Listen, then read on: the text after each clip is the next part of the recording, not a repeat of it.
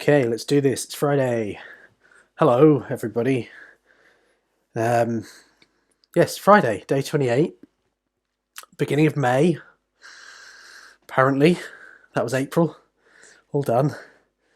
And we're good to go today. So I kind of pontificated yesterday at the end of the day about whether I would talk about PCA first thing or whether we'd talk about importing data into R and getting going with our RNA-Seq analysis. And I think some consensus, as in one person tweeted me, around let's get going with importing some data. So that's what we're going to do today. We'll come back to PCA. We'll talk about PCA once we've got some RNA-Seq data. Yes, we spent the last couple of days, 3 days, I think, playing with a data set that was available in R to us already. Well, actually, we had to import a package to get the data set, but we spent a couple of days playing with this very common and popular data set called the Golub data set, some microarray data, which we explored a little bit. We had a look particularly at the expression of a couple of genes, and we used that for plotting. And also for just applying some of the lessons that we learned in the first couple of days of working with R. We were subsetting matrices, and we were flattening matrices out into vectors, and then using those vectors to construct data frames. All things that we kind of talked about in reasonably abstract terms in the first few days of working with R. We're just seeing that applied to some real data, and culminating in this plot that we produced yesterday, with the violin plots for two genes side by side. So turn off my cover screen. There we go. So you can see there what I'm talking about. This plot that we produced yesterday. These kind of double violins for these two different genes in these two different conditions, which I think is quite a neat little plot. And that was to show you how, sorry, Chrome's panicking me by saying Livestream offline. I don't think it actually is. I'll ignore that, sorry. Yes, so this was our this was the kind of culmination of those couple of days of work. And just to illustrate that, with a few principles, by learning a few principles and applying those principles in the right way, we can get we can kind of generate quite a nice looking, professional looking plot quite quickly. And particularly ggplot gives us the ability to do this quite rapidly. You can generate these plots using the base plotting library, so using the plotting library that comes with R, which is very, very configurable, and it's entirely possible to produce these plots just as quickly using base graphics. But I'm not terribly familiar with base graphics. I've used ggplot routinely for the last 7 or 8 years, so I'm much more used to working with that library, and so I can get to a plot that looks like this much more quickly than I could with base graphics, although it would be possible. Right, so today we're going to talk about getting some data into R. And so obviously what we're going to do, sorry, not obviously, it's not obvious at all. What we're going to do is we're going to work with first of all, the sample table for our RNA-Seq experiment that we downloaded a few weeks ago from the SRA. That's our SRA run table that we downloaded. So we're going to get that in to R, and then we're going to use the information in that table, combined with a little bit of extra information, to try and get our RNA-Seq count data into R today as well. I hope that we will be able to do both in the hour, but if not, well, we'll pick up where we leave off on Monday. So yes, the first thing I'm going to do, I think, is I'm just going to clean up my environment a little bit. So because we're going to start a new script, we could try and do this in a slightly more professional way. In fact, I think maybe we should. So what I'm going to do is I'm going to start a project. I've saved these scripts. These are saved on my disk, and they are both, as far as I can remember, both committed to GitHub. Let me just check for you. Here's the GitHub. Just get rid of that banner. Right, so here we are. Here's the lockdown learning GitHub. Let's just refresh, see if I've managed to commit it. No, I haven't. Right, I'll do that later. I have added the Golub, or I was going to add the Golub, this Golub visualization script into the GitHub. I clearly haven't done that yet. The one thing I did add actually on somebody's request was the SRA run table, which is in my copy of the SRA run table is in GitHub now here. So if you want to make sure that you're working from the same table as me, then grab that table as well. That's probably worth doing from GitHub. So that's in there. And I will add this script in as well so that you can see my version of the script and make sure you're up to date. Right, so what we're going to do is we're going to close these down, and then I'm going to start a project. So I'm going to take this opportunity to introduce projects in RStudio. So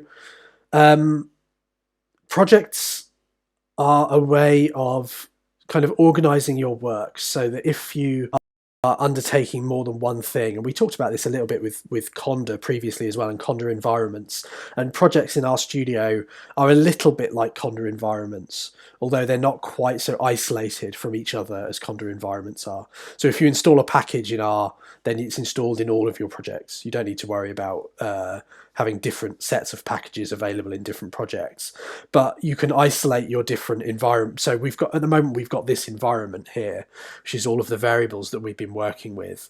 If I load a new project, I will get a new environment without all of these variables in it. It will have a directory in which it lives, which will be its working directory. So the working directory in R, which we can check actually, because we talked about working directories a lot when we were working at the console, and we haven't done in R yet. So you can figure out your working directory in R with the getwd function. And by default, it will be your home directory. So on a Mac, which I'm on, my home directory is /users/my username. On a Windows machine, it will be C users, whatever your username is. So that's your home directory, and that's where typically, if you just start R will start up in your home directory. But if you set up a project will have its own home directory. So a project will have its own place that it lives, and you can either create a new directory specifically for that project, or you can create it in an existing directory. But either way, it won't be your home directory, so you don't need to worry about I've got old scripts going way back where you kind of set the working directory in the script, and if you forget to set the working directory, then everything kind of breaks, and it's all very messy, and different people on different machines will have different working directories, and it's all a bit ugly. And so what we're going to do for the purposes of the next set of work, because what we're beginning our kind of RNA-Seq analysis in anger, we will set up a directory on our shared file system where we'll put the files there that we need, so the count files and the SRA run table and things like that, and that's where we'll save our scripts, and we'll set up a project in that directory. So that's what we're going to do now. So let's do that in RStudio. So in RStudio, in the File menu, we click New Project. So this is asking you, do you want to save your workspace image, so that is the data that's in your environment, to this .rdata file in your home directory? So do I want to maintain this state and have this state reloaded at some point in the future? The answer to which is no. I don't really. We were playing around. We weren't really doing things in anger. So we won't bother to save that, because we're going to create a new. Now we're going to create a new environment. We're going to have a new project. So I'm going to create a new directory for this. It's just going to be a project, so a new project. So the top option. The directory name is going to be, let's call it COVID RNA-Seq.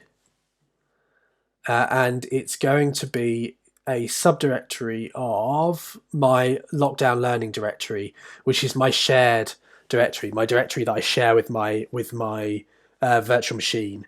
And the main reason I'm going to put it there, actually, there's a couple of reasons. One, I actually am going to need to go back to the VM at some point and do some things, and I want these files and the files that I create there to be available within this project. So it needs to be in a shared location. But also, I'm just keeping my files together, right? It's just good kind of project management from a data point of view, is just keeping everything together all in one place. So I'm putting this into my lockdown learning directory. So it'll be a child. My directory will be a subdirectory of this lockdown learning directory. So it'll go alongside my weeks 1 to 6 directories. But because we'll be working in here probably for a couple of weeks at least, I'm not going to name it after a week. Okay, so that's the settings for this.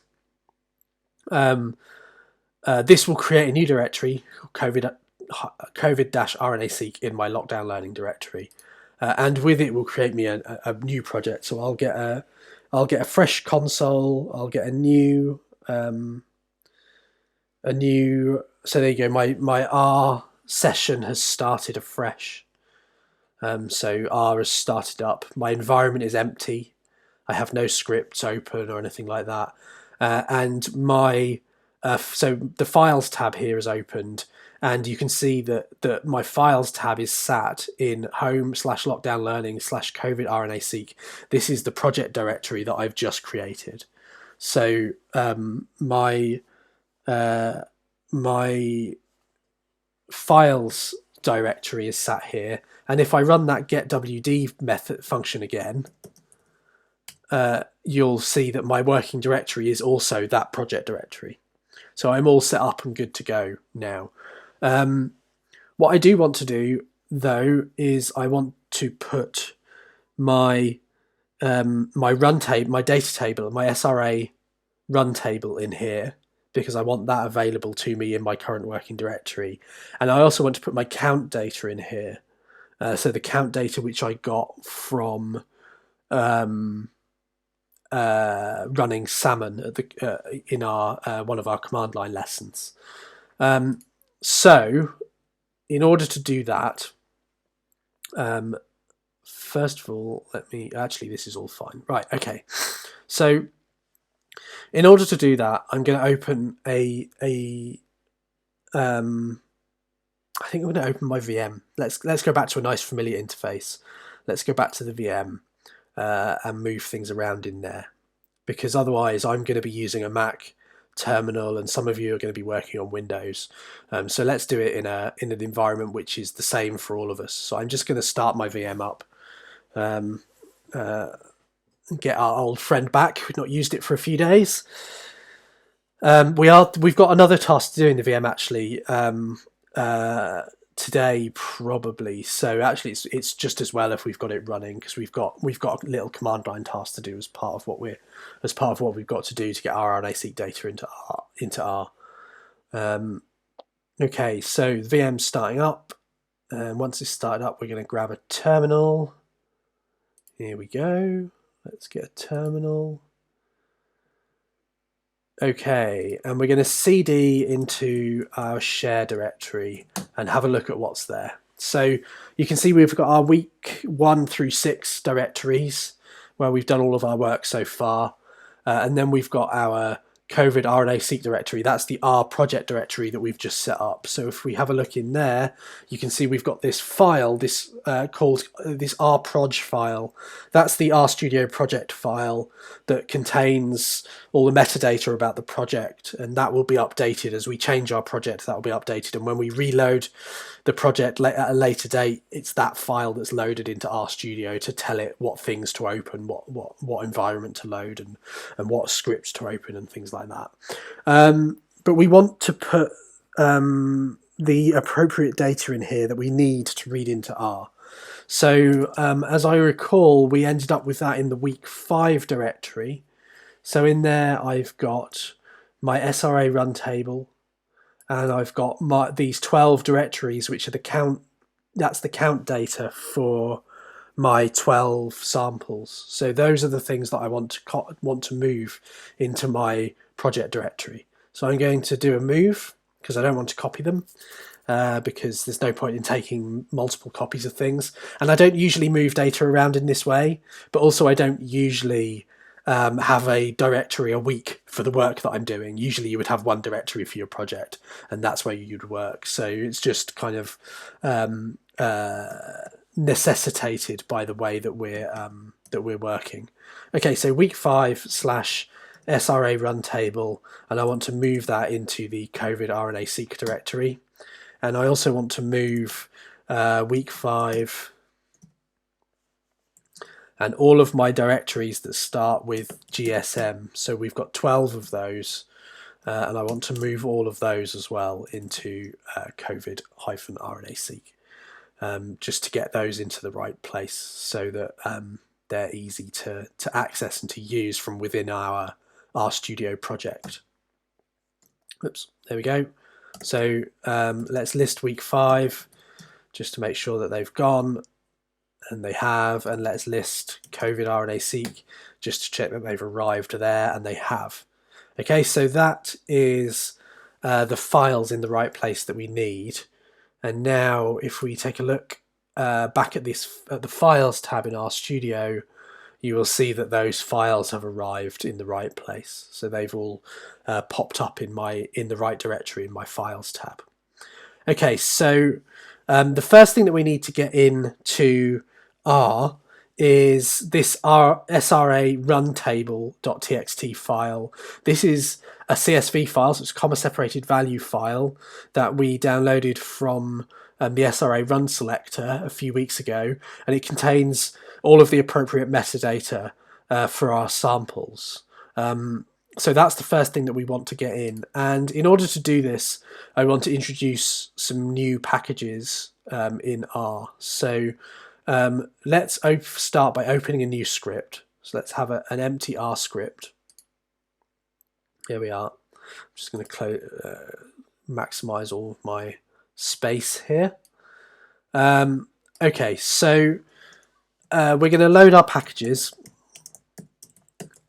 I'm just going to save this script so that we've got it on disk. So COVID RNA analysis .r. There we go. So we're going to load our packages. So we're going to start with a few packages from the tidyverse, which are really helpful to us when we're working with data, and particularly with data frames. So I'm going to load in a package from the tidyverse for reading data, which is called readr. Okay, so that's the first package I'm going to load in. So I'll run that line. And then I'm going to load in a package for manipulating data frames, which is called dplyr. Okay, so that's the next one that I'm going to load. And I'll show you some of the functions of this as we go. And then finally, I'm going to load in another package which gives us access to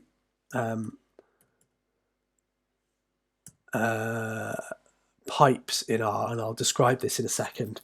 So we're used to pipes at the command line. We were piping the output from one command into the next command at the command line using the pipe symbol. And I showed you briefly how in R you can nest functions in order to pass the results of one function into another. This package magrittr gives us access to a method for doing proper piping in R so that we don't have to nest functions. So I'll demonstrate some of this as well.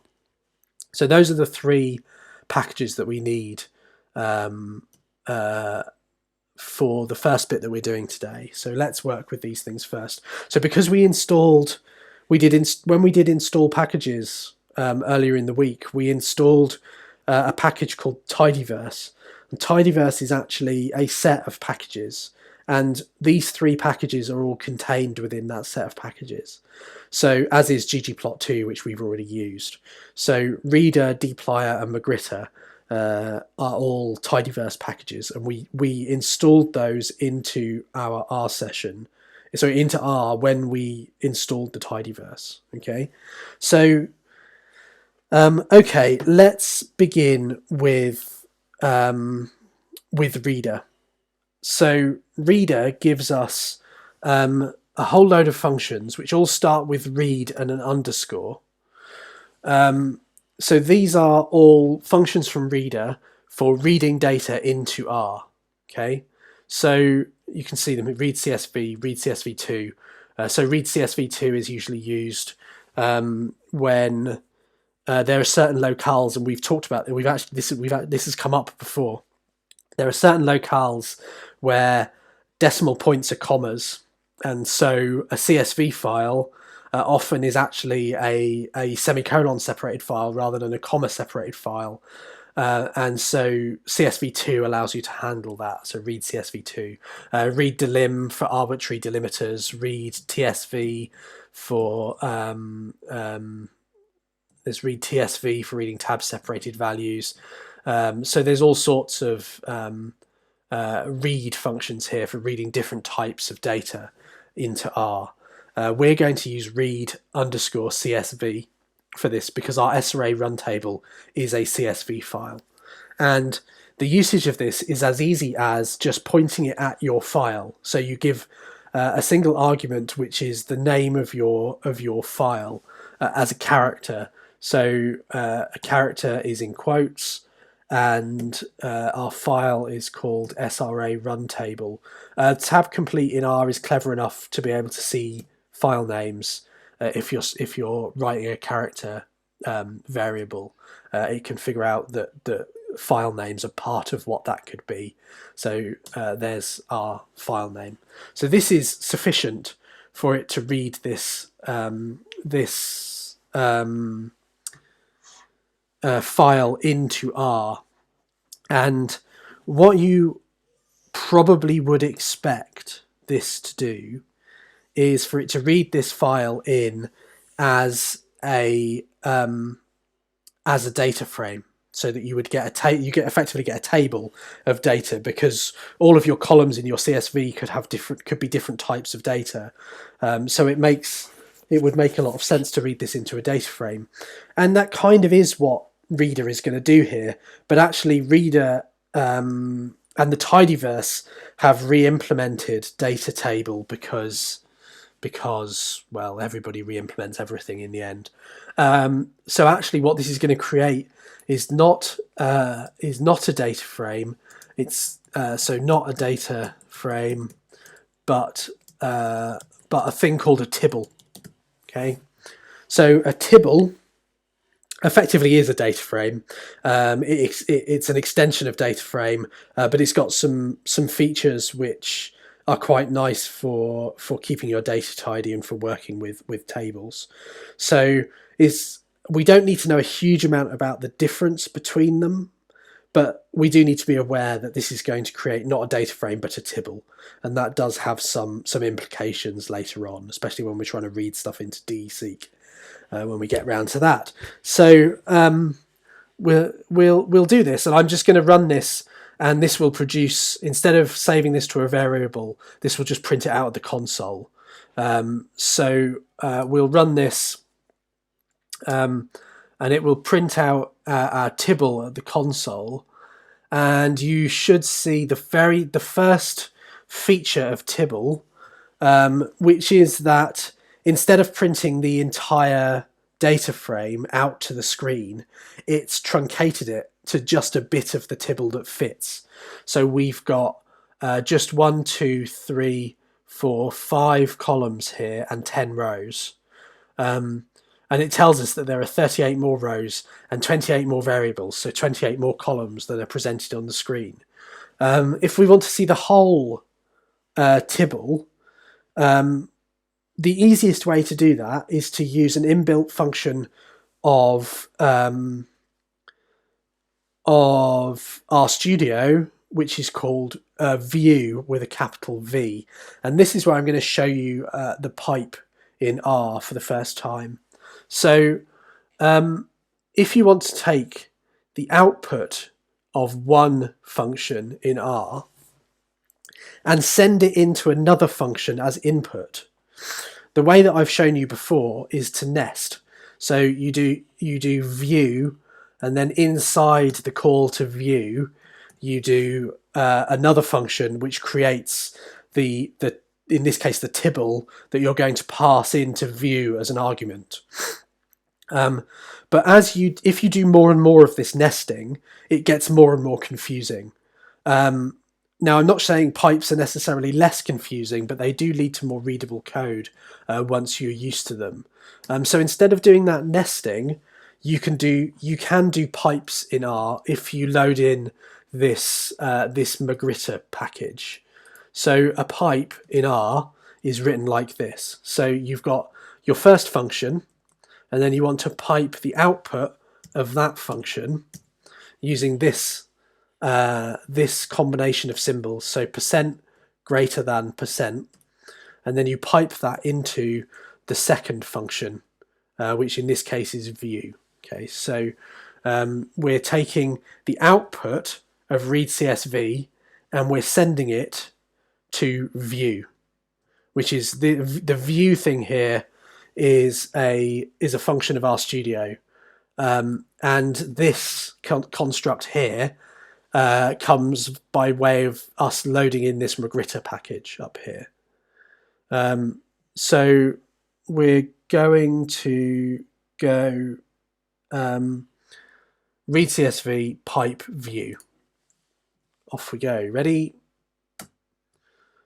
Okay, there we go. And what view has done, so we get a bunch of stuff that's printed out here anyway, telling us about the column specification of the file that we've read in. So it has decided, readr has decided on the types that our columns have. So we've got a character column, we've got some double columns, and then we've got some logical columns and so on. And then we've taken that data frame that Tibble that's been produced by readcsv, and we've passed it to view, and that's what we're looking at here. So view in RStudio pops up this nice little table viewer that we can see all of the data that's in our Tibble. We've got a nice little scrollable interface. We can see our 48 rows. We can see our 33 columns and what's in all of those columns. We can see that I think that this has been parsed quite nicely. So it's understood the table in the way that we would expect it to understand it, basically. And this interface is really quite nice. So this view function is quite a useful thing to know about. We can use this view to sort this data by different columns. So if you, for some reason, you wanted to sort it by the average spot length, you can. So click in the header of that column, click the other way to sort the other way around. So large to small rather than small to large. You can sort by the size of the libraries. None of this affects the actual variable. If you were viewing a variable that you'd saved in your session, none of this would actually affect that variable. It just affects your view of the variable. You can also filter it. So if we only want one particular run, 114.122.1.5. There you go. So that's filtered us down to just one single run, which we can view. So this is a nice little interface for exploring your data frames or your tibbles in this case. So it's quite useful for that. So that's view, and it's also pipes in R. Okay, so this is our sample table, but it isn't really our sample table. So if you remember, our sample table, this is our run table, and our run table has 48 rows, but we only actually have 12 samples. So if you look at the sample name column here, you will see that each of your sample actually is represented by 4 rows. So if you remember, that's because each of our samples had 4 separate sequencing runs. It's actually the 4 lanes on the next-seq. And so this is a run table, it's not a sample table. And we want to turn this into a sample table. So we need to manipulate this table to select out just the data for the samples rather than the data for all of the runs. And that's why I loaded this dplyr package. So that's why I loaded the third package that I loaded, this dplyr package, because dplyr is a package which lets you manipulate tibbles, and it particularly lets you select particular bits of the data in clever ways. So we could in theory use subsetting for this with the square brackets in the way that we have done before, and that would work just fine in order for us to do the subsetting that we want to do here.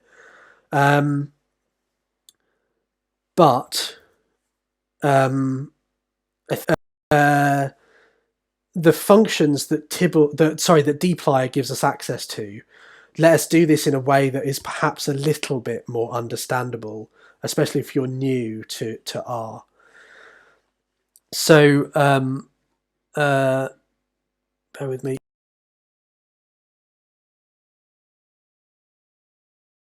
Sorry, I managed to find my cough button in time today.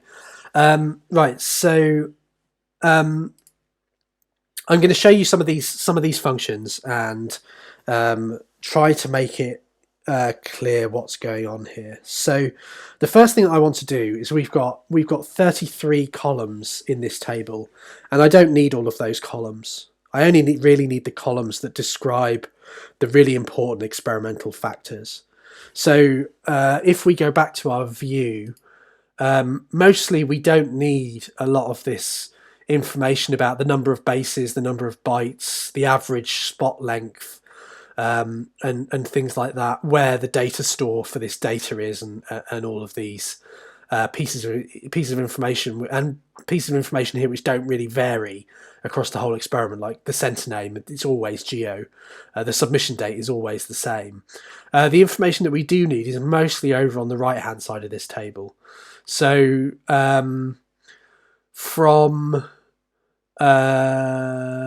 sample name onwards, really, because this is the annotation that comes in from geo. So sample name, source name, treatment is important, and some other bits and pieces from here. So some of this information that comes from this sort of second half of the table is what we really need. We don't need all of the columns. So the first thing that I want to do is I want to reduce down the set of columns that we're working with, and dplyr gives us a function to do that. The dplyr function to reduce the number of columns is called select. So you can select columns, and you can select them by name. Okay, so I've got a little list of the columns that I want to select here, and we're going to type those out. So tidyverse, where possible, tries to give you access to columns, to like variable names and observation names in within the data without you having to quote them. So so source name, for instance, we can just put in like this. So if we do that select, that will give us the source name column without me having to remember to put quotes around it. The exception there is if you've got a space in your column name. So if we go back to our view and have a look at our column names, you'll see the one which has a space in this sample name column, which we do need because that's your GSM IDs. These are your sample IDs. That's got a space in it, so it's sample space name. So we need that column. In order to get that, you have to use these backtick characters, which is a bit of a pain, I will fully admit. So we sample name within backticks. I'm reasonably certain quotes would work as well, although I haven't tested it, but backticks definitely work. You can see those backtick characters over here in the column specification in the console, where a column name includes either a space or another type of character that isn't allowed in a column name. So spaces aren't really sort of allowed in column names. So and neither are forward slashes. So this is surrounded by those backticks as well. So you can always copy and paste them from there if you can't find them on your keyboard. So we want the sample name column, we want the source name, and I've written down the other ones that I want. So we want treatment. And remember, we can split things across multiple lines in R, as long as we're within brackets, it works just fine. Treatment, we want cell underscore line. Sorry, I don't need the quotes. Cell underscore line. We need cell underscore type, where annoyingly the type doesn't have a capital T. And we need time underscore point.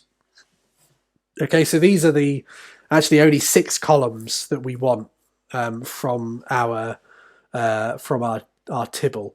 So we're going to pass the results of readcsv using this pipe into select, and then we're going to pass the results of that select using another pipe into view, so that we can see the results of this without necessarily having to save it as a variable just yet. We'll get to that in a second. Okay, so this will allow us to see now that we've got, instead of having 33 columns like we had before, now we've got 6 columns in this Tibble, and we can pretty much see all of them on the screen. So 1, 2, 3, 4, 5, and 6 just over here. Okay. Actually, the time point column isn't very interesting, but we'll keep it nevertheless. Okay, so that's our 6 columns that we're interested in. But we've also still got 48 rows, whereas we've only got 12 samples. And actually, if you look at these 48 rows, what you'll see is that effectively we've got 12 rows repeated 4 times each. Because row 1 and row 2 and row 3 and row 4 are identical to one another. They are the same. They have the same GSM ID. They have the same information for each of the other 5 variables. So they're identical to one another. So we just need to pick one of those. And the way that I would do this is just numerically. I would just take the 1st, the 5th, the 9th, the 13th, and so on. Take those rows out of this data frame, out of this Tibble. And we can do that, again, using a function from dplyr. So you could do it with subsetting, you could do it with square brackets and with subsetting, but we're now starting to work functionally. We're starting to work by passing data between functions rather than using square brackets and subsetting, which can get really, really complicated. Admittedly, pipes can get complicated as well. But so we're going to pipe the results of our select into another function of dplyr, which is called slice. Okay, and slice allows you to select rows numerically. And then we're going to use, in order to determine those numerical rows, we're going to use the seq function, which we've seen before. So we're going to take a sequence between 1 and 48, and we're going to do it by 4. Okay, so just to show you this on its own, We'll paste this into our console. This gives me the numbers between 1 and 48 in increments of 4. So 1, 5, 9, exactly as I said, these are the rows that I would take from that. So this takes every 4th row starting at row 1. And so this will give me one of each of those 4 identical rows for my 12 samples. The length of this vector is 12. Okay, so this is going to give me 1 row per sample, and that is that's the sample table that I want. So let's pass this as well. So let's pipe that into view to show you that we've gone now down to 12 rows.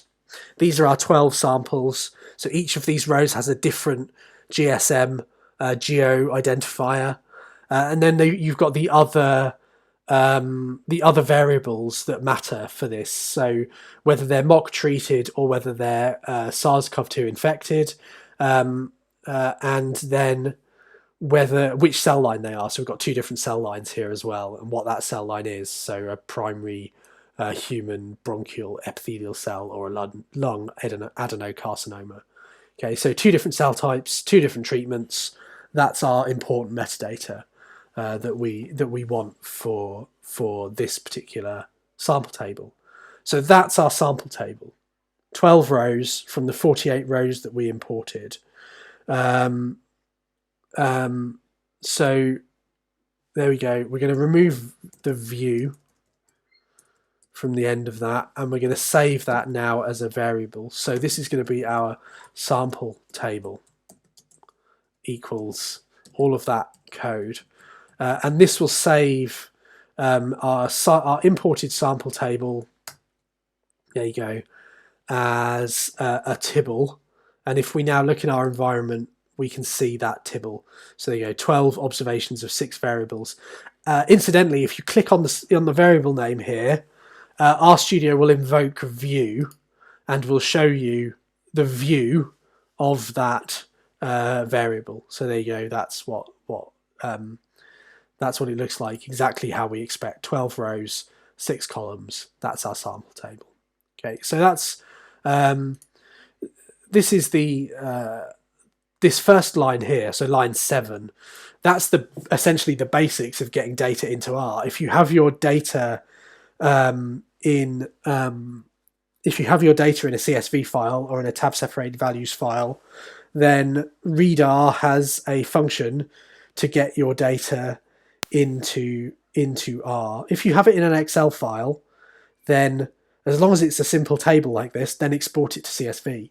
Frankly, there is a package called readxl. There's a tidyverse package called readxl, which will read as the name suggests, will read Excel files. But actually, I usually find that Excel brings a whole load of baggage with it, and actually, it's better to export your data from Excel as a CSV file first and then read in the CSV file. So that's the basics of what we really wanted to talk about today in terms of importing data. And then we've done a certain amount of manipulating that data using these functions from dplyr to select particular columns and slice out particular rows to give us just the data that we want in this sample table. Because what I didn't want was this kind of this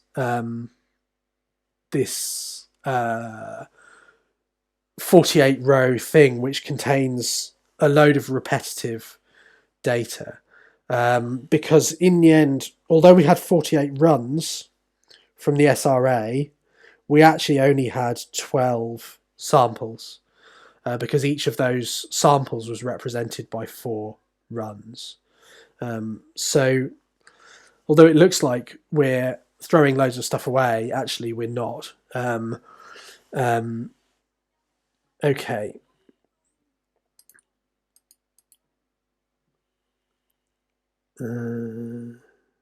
Right. So that's reading the data in. The next thing, so that's our sample table. And the reason to get the sample table in is twofold. One is we need it for building our models later on, for defining our experimental contrasts later on.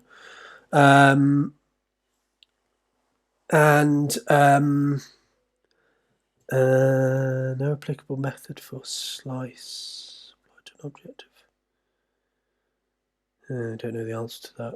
Sorry, I'm getting distracted by live comments again. Martina, I would say make sure that you have loaded all of the packages. I think that's the main thing, is make sure that you've loaded these 3 packages at the beginning, because this slice method is a function of this dplyr method, and if you don't have the dplyr package loaded, then it won't work. That's the only thing I can think of off the top of my head. Okay, that's our sample table. But the other thing that we want to get in, to be able to work with our RNA-Seq data, the other thing we need to be able to load into our R session is the RNA-Seq data itself, and that currently is a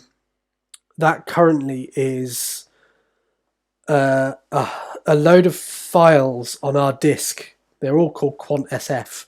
They were produced by Salmon. So we've got 12 samples and we've got 12 different files on the disk, and we want to read those in to R. And actually, we want to treat them in a special way as well, because we produced, using Salmon, we produced transcript level counts, but actually we want to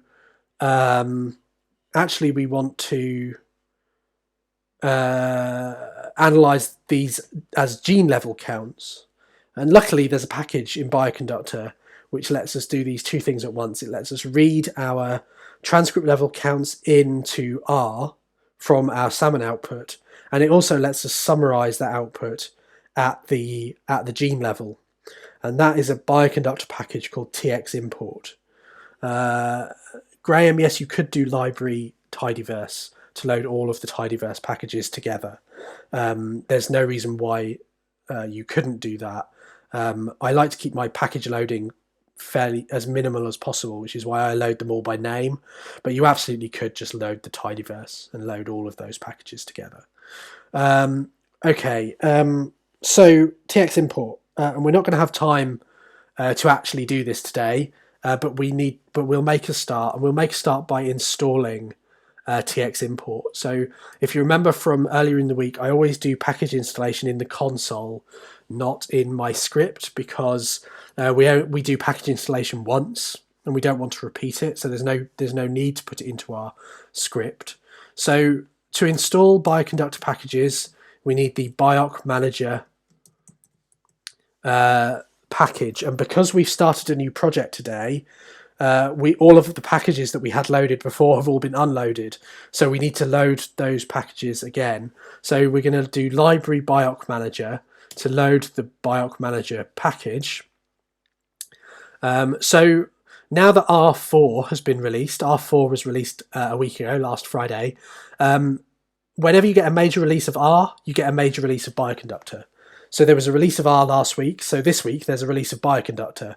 So when we load Bioc Manager, it kindly tells us that our current version of Bioconductor is out of date, and that we can get the new version, but we can only get the new version of Bioconductor by getting the new version of R. And as I said last week, I'm not proposing that we're going to do an upgrade to R4 yet, at least, because it will bring with it all sorts of complications. So we're going to stick quite happily for now with R 3.6.3 and Bioconductor 3.10.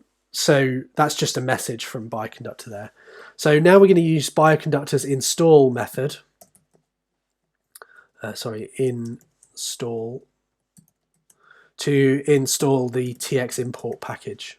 Okay, so install and then the name of the package that you want to install. And this is our package. So tximport, all as one word. That will run that package installation.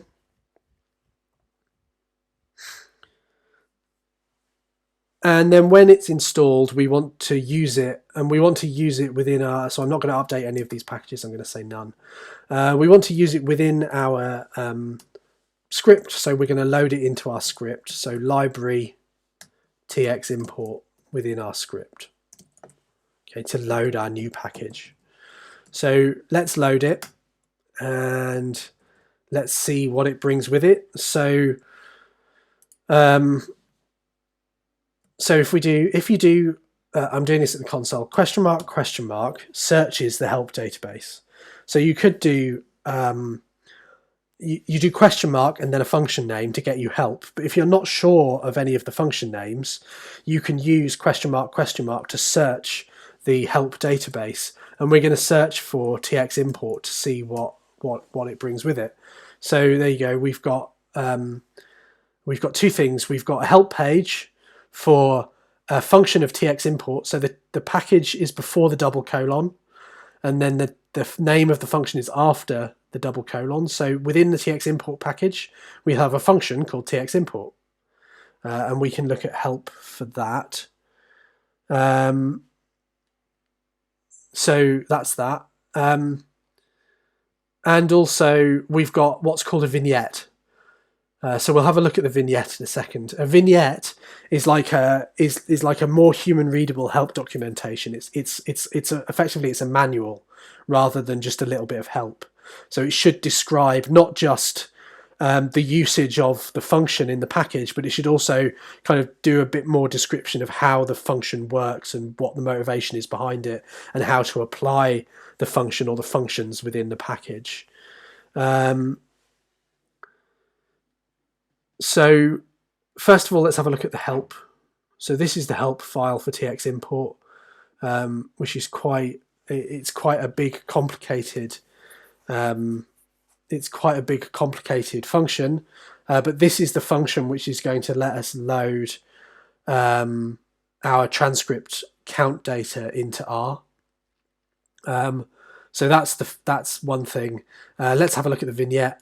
So if we click on the HTML for the vignette, it will load in our little help browser here, and it gives us an HTML file which contains the vignette for the package. And as you can see, as opposed to the help file, the vignette is a little bit more fulsome in its description of the way that the package works and how to use it. So if you're interested in slightly more detailed description of the usage of tximport, then the vignette is probably worth your time. Okay, so that's the way that we get help. What we know from that is that the function that we're interested in using is this tximport function. Okay, and you can see here that tximport has a lot of potential arguments. So they're all listed down here with descriptions. So what we're going to do is we're going to figure out the arguments which we need and what the values for those arguments are going to be, what we need to give those arguments for values, and whether we have that information to hand. So tximport is our function. tximport, and I'm just going to go line by line and go through these arguments and see if we need them. So files, the first one, is absolutely required. Okay, so files, that's the first argument that we need. So I'm not going to fill in the values yet. We'll come back to that, and I think we're probably going to come back to this on Monday, to be honest. Because we're fast running out of time. So we need files, and if you look at the description of the arguments, it says that files is a character vector of file names for the transcript level abundances. Okay, so we'll mull on that for a while. We'll come back to that. The next one is type. Okay, so we need a type that is this is described as character, the type of software used to generate the abundances. So these are our options: salmon, sailfish, alvin, callisto, arsem, string tie, or none. So this argument is used to autofill some of the arguments below. None means that the user will specify these columns. Okay, so our type here is salmon, because that is the software that we used to generate our that salmon is the software that we use to generate our transcript level abundances. Okay, so next thing, txin. So whether the incoming files are transcript level, they are, because that's what we generated. The default is true, so we don't need to change that default. So we don't need to specify that argument because the default is true.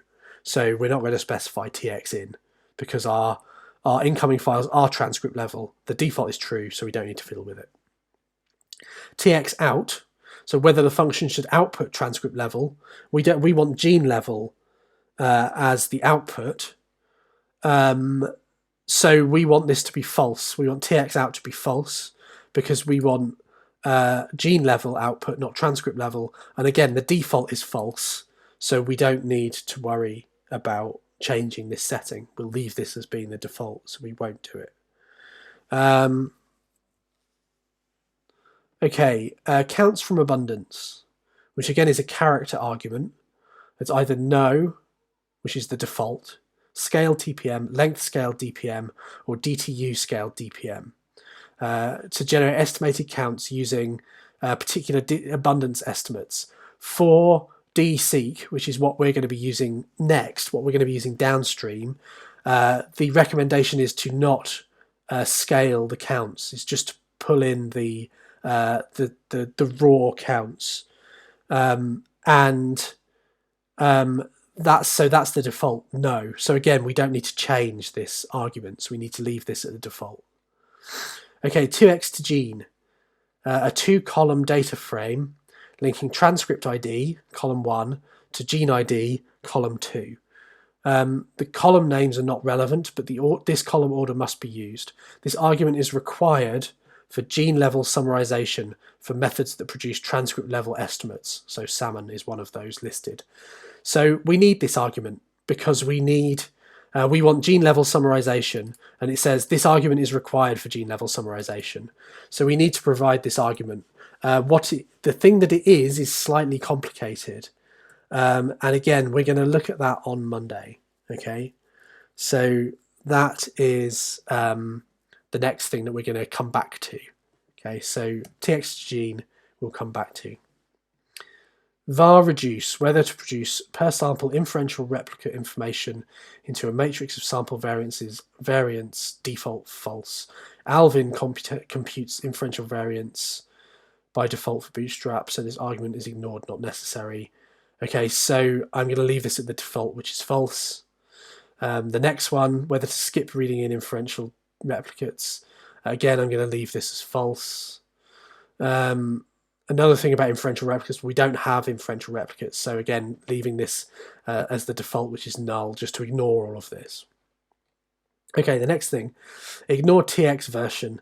I'm going to set this, and I'll explain why. Ignore tx version. We want this to be set to true. I'll very quickly tell you why.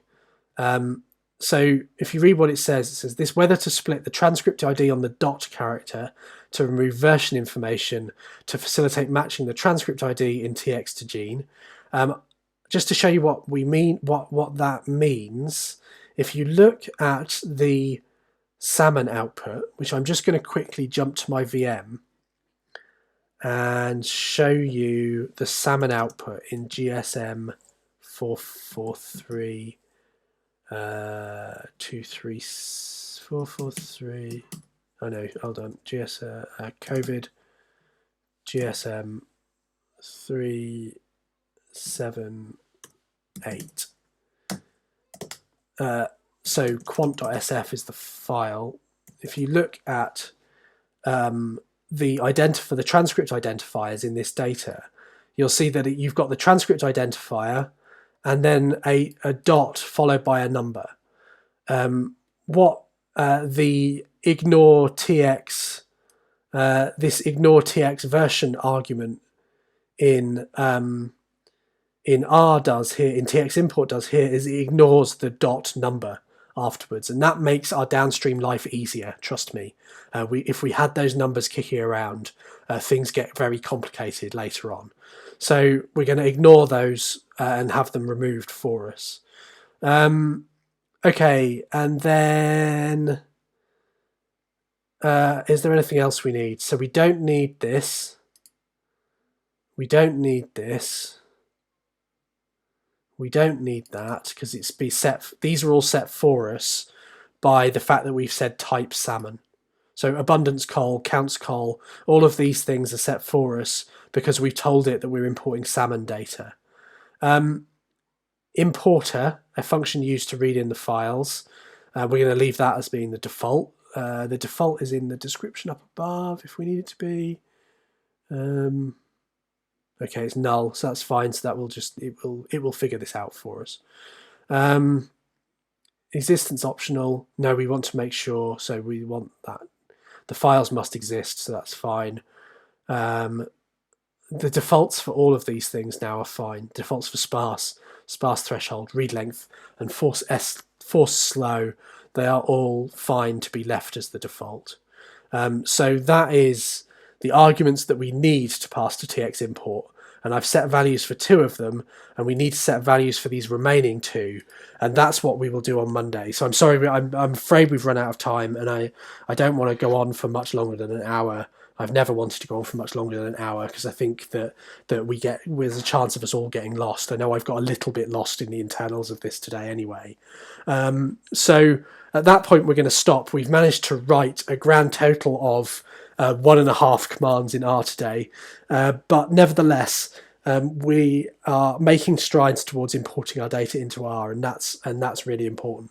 So on Monday we will work out what's required for this files argument, and we will work out what's required for this tx2gene argument. We'll produce those, and we'll get ourselves some count data in R, I promise, on Monday. Okay, so I'm just going to save my script before we finish, and that's me for today. So and it's Friday, so we'll be back on Monday, and we'll finish getting our count data into R, and then really start to think about analysing it, to think about how we go about doing some RNA-Seq analysis. So it's taken us 6 weeks and 28 lessons, but we are now at a point where next week I think by the end of next week, we will have determined differentially expressed genes between our COVID infected and our mock infected samples. So I think 1 more week, and we will have got to the point of successfully doing RNA-Seq analysis, which again I think will be a really big achievement when we get there. So okay, I'm going to sign off. I'm going to stop waffling. Have a lovely weekend. I hope that the weekend will be kind to you, and you'll have a nice restful time, and that we'll all reconvene on Monday. We'll get our RNA-Seq data into R, and let's make that our goal by Friday next week to have differentially expressed genes. Okay. So thanks for tuning in. Stay safe. Keep well. See you next week. Bye, everybody.